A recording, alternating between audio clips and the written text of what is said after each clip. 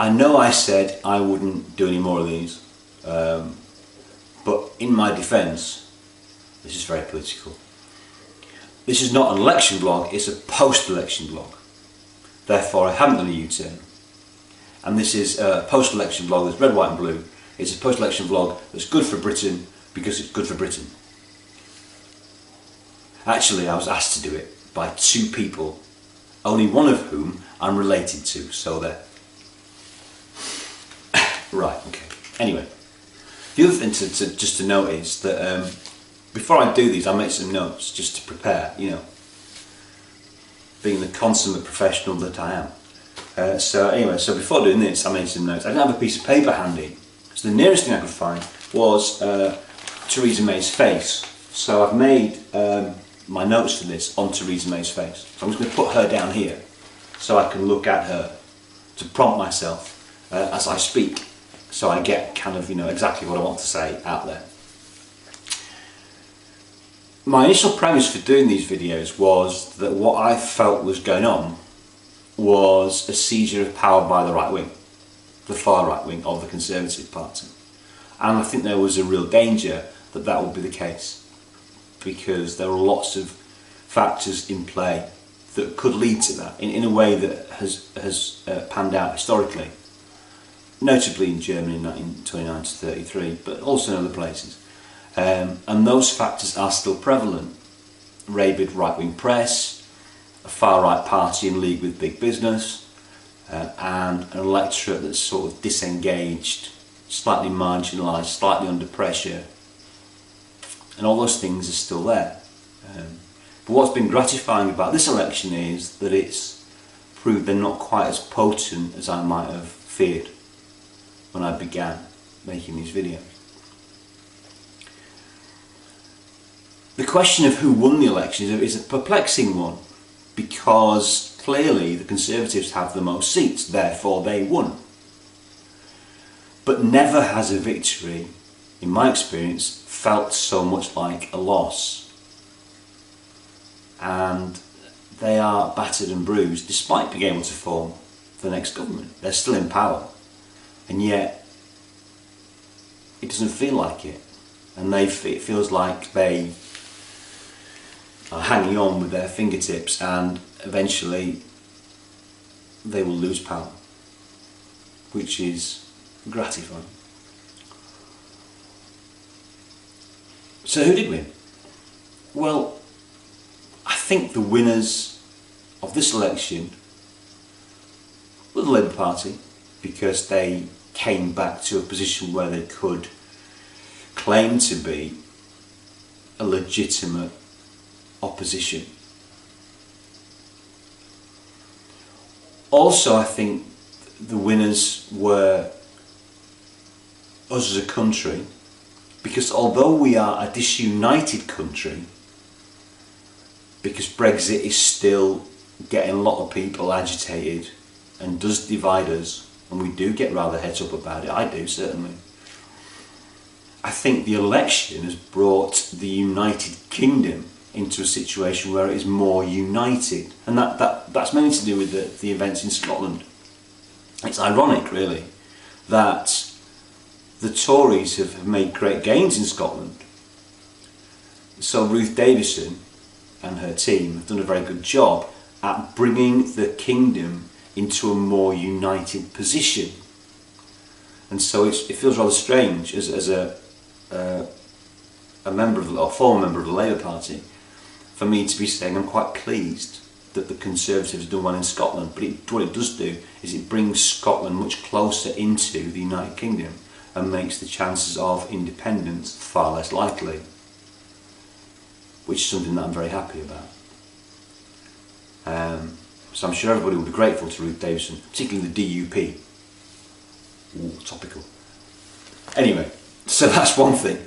The other clear winner in this election has been democracy, because what a large Tory majority would have done to democracy would have been to kill it in this country.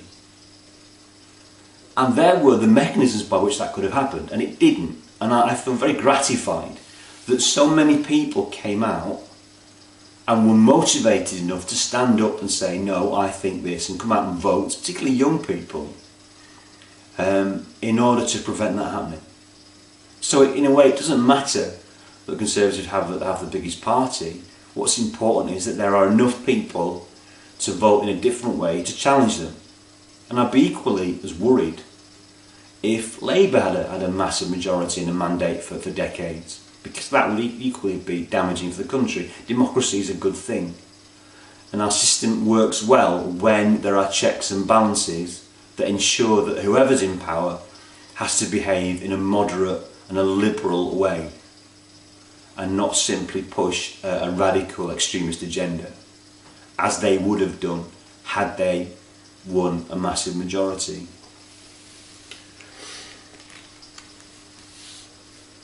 The other thing is, it has proved, for all my comments about it being a pantomime, it has proved and is proving a wonderful entertainment. It's the best soap opera on TV at the moment, because we have a Prime Minister, Theresa May, who is a dead duck, but everybody has it in their interest that she remain. It's interesting how the Conservatives, needing a scapegoat for this disaster, haven't turned on Theresa, they've turned on her advisors who have resigned. Because all the main movers in the Conservative Party, apart from Nicky Morgan, who's in a world of her own, but all the main big players, Gove, Johnson, David Davis, possibly, Michael Fallon, possibly, interesting, have all backed Theresa. None of them have come out and said she has to resign, because none of them want to be leader at this point. It's a poison chalice. They don't want to be in charge of a Conservative Party in a minority government trying to negotiate the exit from the European Union. Nobody wants that. Everybody wants it to be Theresa, because then she carries the can when it all goes pear-shaped. Similarly, Corbyn might say, oh, we're going to do an alternative Queen's speech, blah, blah, blah, blah. He has no interest in being in government at this point, for the same reason. He does not want to be seen to be the person who makes a mess of it, because it is a mess, and it will be a mess, as we negotiate to leave something from a total position of weakness. It's all going to go wrong, it's bound to. So nobody wants it. So everybody wants Theresa May to remain as Prime Minister. Probably apart from Theresa May, but she feels she can't resign. We shall see, I don't know. But that's one thing. The other thing, of course, is to form a coalition, the Tories have to ally themselves with the DUP. And for all my banging on about the Tories being far right, compared to the DUP, they're like the woolliest Liberals ever. So for them to get into bed with the DUP is hilariously funny. And it sort of begs the question, what is going to happen? That they're being held to ransom by a minority Northern Irish extremist, conservative, socially conservative, certainly, party.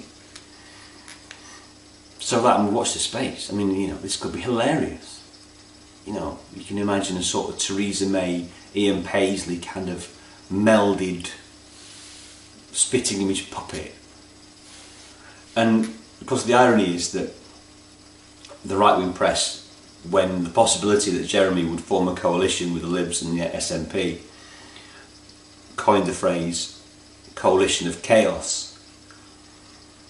Well, the shenanigans that have gone on in the Conservative Party and with the DUP, I cannot imagine a more clearer example of a coalition of chaos than this rather bizarre marriage between the Conservatives of Britain and the arch-conservatives of Northern Ireland in order to govern the country and negotiate a Brexit that the DUP don't even want.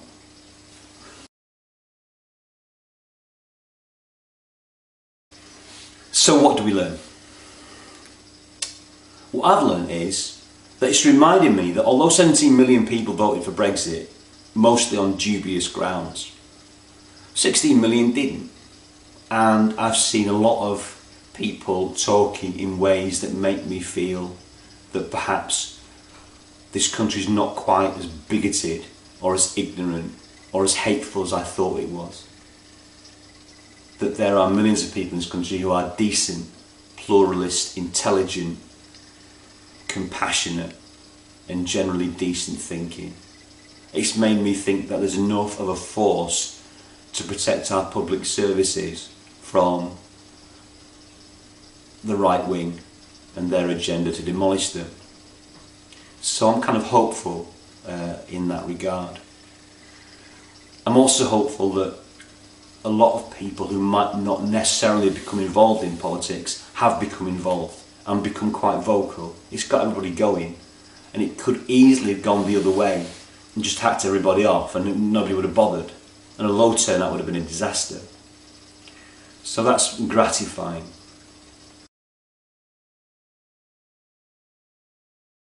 The ultimate lesson I think I've learned about Britain from this is the way that people vote. And Grayson Perry identified this in a programme last week, which is about Brexit actually, but it could have been about the election as well. And he said that he felt that people who voted for Brexit voted for emotional reasons, and people who voted for Remain voted for rational, intellectual reasons. And I remember being on a jury once, and it was a similar split. People wanted to send this guy to prison, didn't know why, but he just was guilty.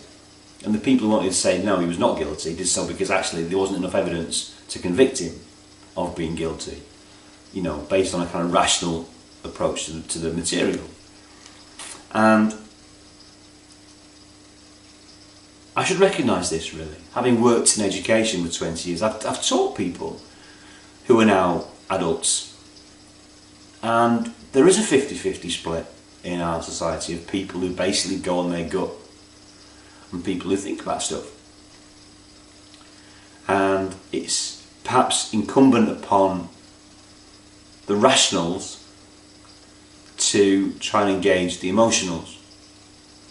And I think maybe Corbyn has learnt that slightly, and hopefully will learn that better. Similarly, the Tories can't just rely on fear to get everybody to vote for Tories, because that was the campaign. In a way, the Labour Party said, right, this is what we're going to do, this is why. And the Rationals engaged with it and said, okay, well yeah, we'll have that. Some of them said, oh no, we don't think it's costed properly. The Tory campaign was purely emotional. Strong and stable.